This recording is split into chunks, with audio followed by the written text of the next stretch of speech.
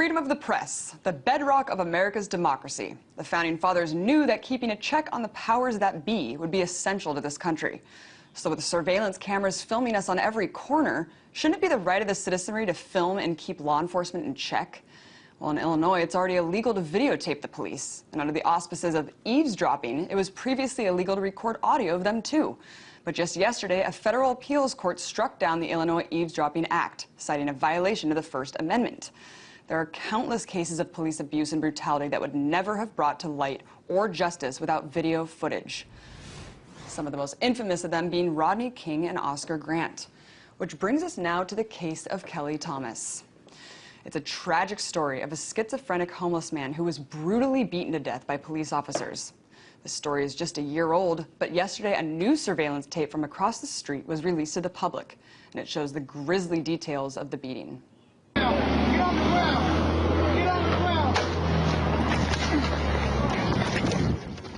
It's very hard to watch the graphic beating, but this videotape provides important evidence of the egregious abuse of police authority. Without it, the officers might never have been held accountable for what happened. And now to take a look at this.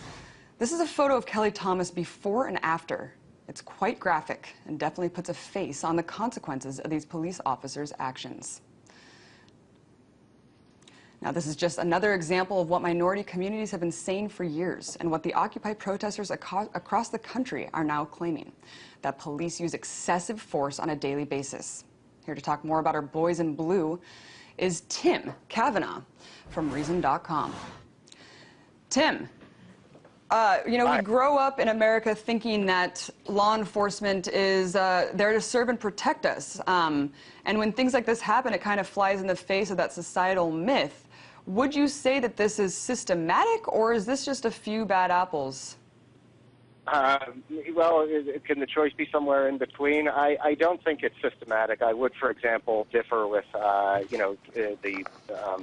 some claims that are made about the level of tolerance and the institutional sort of acceptance of this kind of stuff. We are well ahead of where we were, 20 years ago, the time of the Rodney King beating, and right now, a good part of that is because so many of us carry cameras. We all have phones. I'm talking to you through a very hinky hookup right now, but I have a phone, I have a camera, etc. So we can all catch everything that happens. Well, let's talk about cameras for a second. What do you think about these laws that they're trying to pass in these states that are banning filming the cops? I mean, I thought that was part of the free press of America. Yeah. I mean, well, sure, you can never, go wrong expecting state legislatures and other such politicians to violate the Constitution every chance they get. Fortunately, that stuff is being argued in the courts, and, as you get to higher levels of courts, there's still some recognition that the people have a right to be secure in their own persons. And among those is the ability to tape, to take footage. It is a true fight. It depends on how much we can continue to believe in the war on drugs. It depends very much on how much we can be convinced that we need to live in a national security state, and so forth. But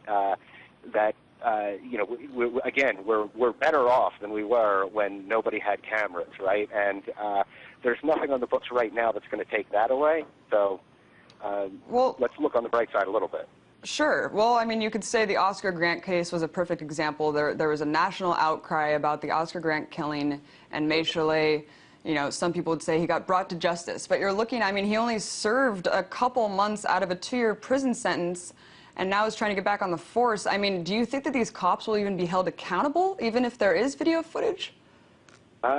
Well, it's up to society to hold them accountable, and that includes you, it includes me, it includes everyone watching, and I think I don't know. Trying to get back on the police force is a big one, but I hope that will not be tolerated. I mean, this is a lot of this. It comes back to public employees just being hard to fire, right? I mean, even when you get to any level of incompetence, and in this case, unfortunately, these are cases of incompetence where people end up dead.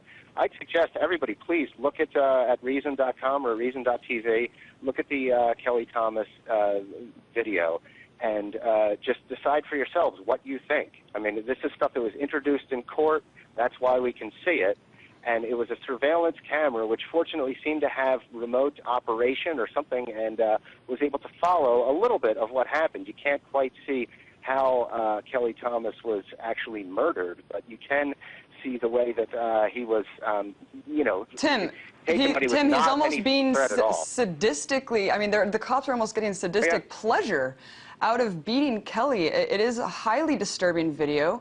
Pre-announced. The officer in that case pre-announced with, you see these fists, they're going to F you up. I don't know what TV rating you guys have, but that's what he says to Kelly Thomas before he begins to do exactly the same with another officer's help who's working the baton. And yeah, it is extremely disturbing, and it really sheds a lot of questions on what the role really is of the police force and how they can be held accountable for these kind of actions. That was Tim Cavanaugh, managing editor, Reason.com.